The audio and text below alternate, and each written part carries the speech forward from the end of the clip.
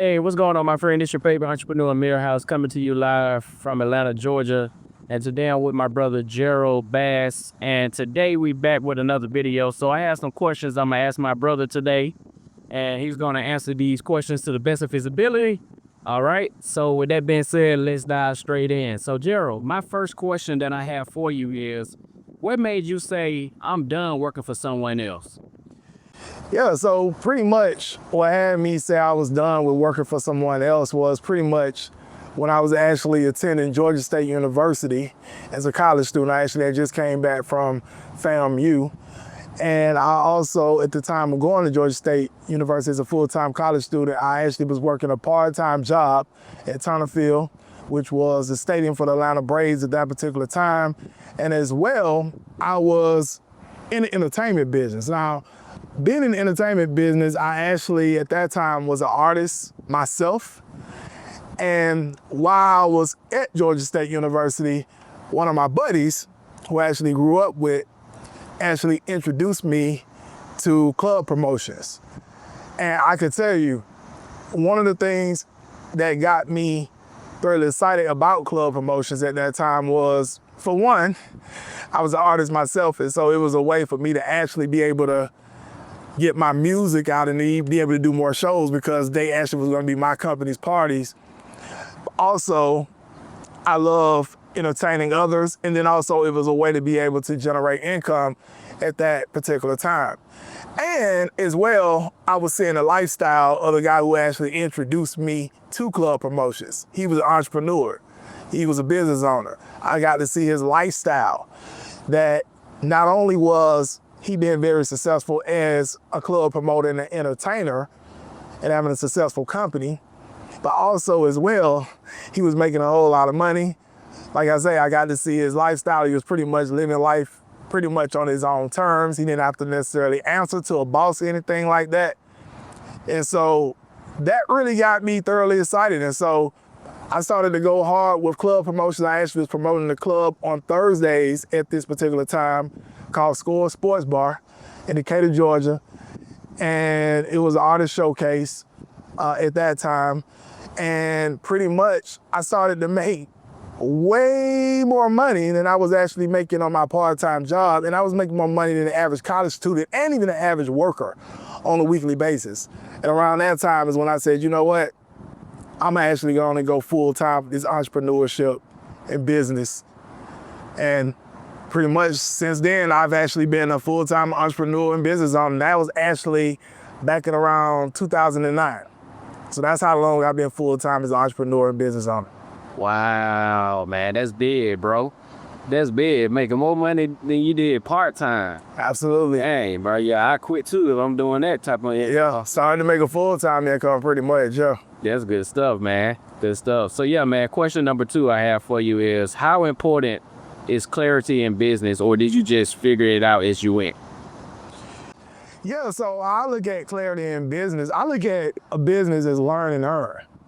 So pretty much you gain clarity by, for one, yes, you have to constantly educate yourself. So yes, reading books around business, reading books around your specific skill sets and things of that nature in terms of operating your particular business and things of that nature. But also as well, yes, you can invest into courses. You can also get coaches, mentors. You can potentially join masterminds or attend events or conferences. Those are definitely ways to continuously get clarity in your business. And those are things that I've been doing over many years now, myself. And also a lot of clarity coming in your business by just taking action, okay? Because you can have all this information, but if you're not necessarily taking action, then it's just a bunch of information. So you get a lot of clarity and you get a lot of feedback by taking action in your business in terms of execution. So that's what I would say there. Okay, awesome stuff, man. I love it. I love it. Thank you, man. Good stuff. Bro, So yeah, question number 3 is, what does a real day in the life of G-Bass look like? yeah. Well, I would say this, I'm a early riser. Typically like to beat the sun up. And typically it starts off with, for one, prayer. That's the first thing. Once I get myself together for that particular morning, the next thing is typically as well going to the gym, getting the workout in, or at times I go for a run in the mornings. And then typically when I return back to my house, because I actually consider this what I call my morning success routine. I know there's some gurus out there now and certain entrepreneurs and business owners talking bad about morning success routines, but to me, this has helped me for many years, even many clients that I've helped over the years and coached over the years as well. This has helped many of them because I've gotten the feedback from them and I've seen the results as well from them. And so I would say as well, typically in my mornings too, I drink a protein shake, maybe eat some fruit. I don't really eat heavy breakfast or anything like that on most mornings, especially during the week. And then after that, of course, typically shower in the morning. Then after that, I actually do a morning devotion. So I typically study some form of scripture, the Bible. That's my faith. So that's typically what I do. And then I also do a form of personal development every single morning, whether it's reading 10 pages of a book that strengthens the mind or 30 minutes of some type of audio. And then I review goals. And then from there, it's pretty much getting into the work day. And when I get into the work day, it's various things I have going on in the day-to-day. So at times, we are, as a company, managing certain campaigns that we're running in terms of marketing on a day-to-day basis to generate leads. So we're managing those campaigns to generate those particular leads, to set up calls, and at times as well, throughout the week, daily, I have calls that I have to do as well with potential clients for our business to even clients for our business in terms of client success. And pretty much outside of that, I would say I pretty much eat lunch around the same time every single day. I read books around my specific skill set every day. I also study business pretty much as well in the evenings, in the nights. And typically dinner around the same time. And outside of that, I have a wind down time. Typically, if it's been a real great and productive day and I've done everything that I said I was gonna do for the day, sometimes I reward myself as well, while I just sit back and relax, right? And, maybe watch something that may don't have anything to do with business, right? Just enjoy myself. Or sometimes I go out to an event, network as well here in the city of Atlanta and stuff, get out and about and things of that nature. And then typically on some weekends, of course, we record content. And outside of that, spending time with the family as well on weekends as well. And I'm looking at getting back into going back to church more as well on certain weekends as well. So that's pretty much how things look. Wow, man, that's good stuff, man. And yeah, bro, I can definitely attest to this, bro. Working with you and, being connected for years, man, like your discipline, man, and your consistency with your day-to-day routine, man, it never changed, bro. Hey, lunchtime every day at 1. Yeah. You know what I'm saying? Absolutely. Hey, around that time, hey, don't hit OG. This man got time for this lunch, man. You know what I'm saying? So stay consistent with it, man. And that's a good thing, man. I appreciate you for sharing that with the viewers. And I'm sure they definitely get something out of it. Oh, yeah. No problem. Definitely, bro. So, yeah, man, my last question I got for you today, bro, is how do you deal with people doubting your vision? Yeah. So I would say this here. Pretty much, how I look at vision, your vision is your vision. It's not necessarily meant to be everyone else's vision at that particular time, all the time. And so how I look at it is if someone's doubting my vision, I'm gonna say, okay, that's fine. You may be doubting me now. I'm gonna put my plan together and I'm gonna go to work. And over time, if the vision's meant to come to fruition, they'll become a believer. And that's how I really always have looked at that. And I can give some examples, you know, when I was in the entertainment business in the beginning stages. There's a lot of people that used to laugh and crack jokes or really didn't believe or support what we was doing. I said, you know what? That was part of my fuel to really go hard when it came to music, to really go hard when it came to throwing parties and packing out events, really go hard to managing my artists and getting them maximum exposure, helping them with their careers. That made me go hard, and that's why Hard Hitters Productions Incorporated, which was the company I founded when I was actually in college. That's why we became a household name here in the city of Atlanta and even in some other cities and states as well around the country, because of the fact that I went hard. For those that doubted the vision, they became believers later on. And some of those same people that was actually laughing and joking or didn't support us, they was asking me for favors later on, okay? And it was the same thing when I was in direct sales. Same thing.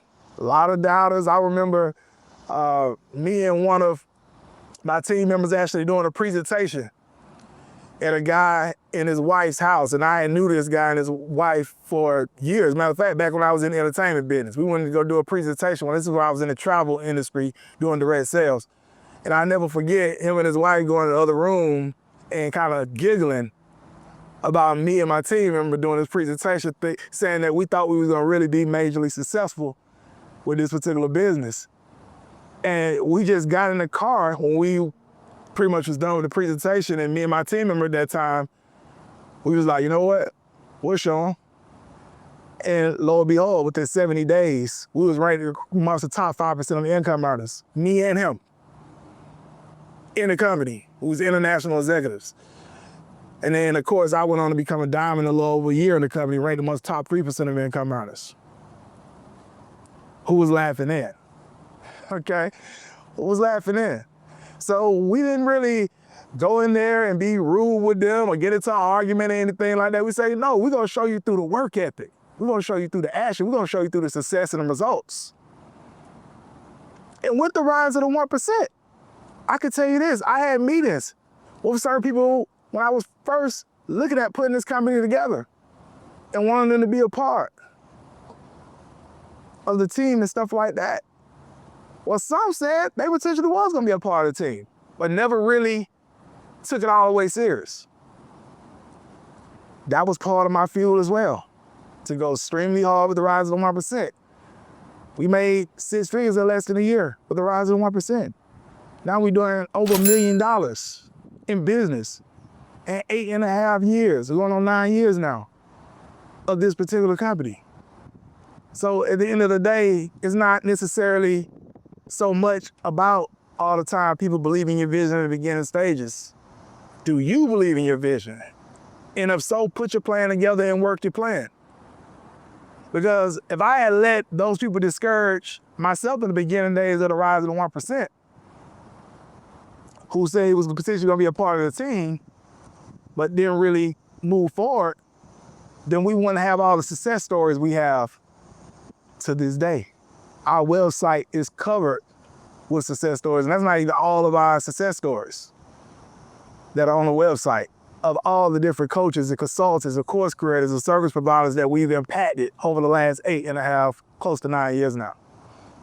So that's how I look at how you wanna look at the doubters when it comes to your vision. Wow. Bro, that's deep. That's deep, bro. That's deep, man. I love it. I love it, bro.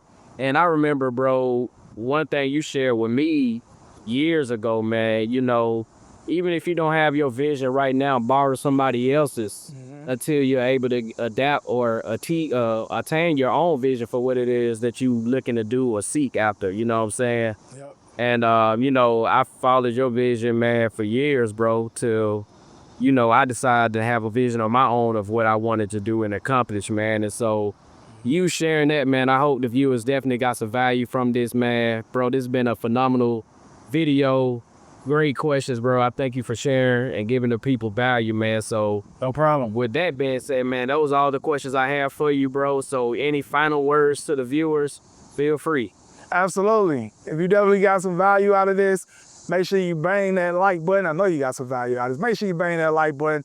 Also, if you're new here, make sure you hit the subscribe, turn on your notification bell. Also, drop me any comments in the comment section of any of your biggest takeaways. Did you get anything out of this video in reference to the conversation me and Antonio had today on this video? I love to hear your biggest takeaways. Also, feel free to share this video around with anyone else you feel could benefit. And also, being your coach, consultant, course creator, service-based business provider. Looking for strategies to be able to pack your calendar out with qualified appointments and be able to scale up to 20K to 50K plus a month in under 60 days without paid ads. It'll actually be a free case study in the description below this video, a free case study. You can go down the description, just click on the link. You get access to that case study for absolutely free. With that said, this is Gerald Bass with the Rise of 1%. Have a phenomenal day on purpose.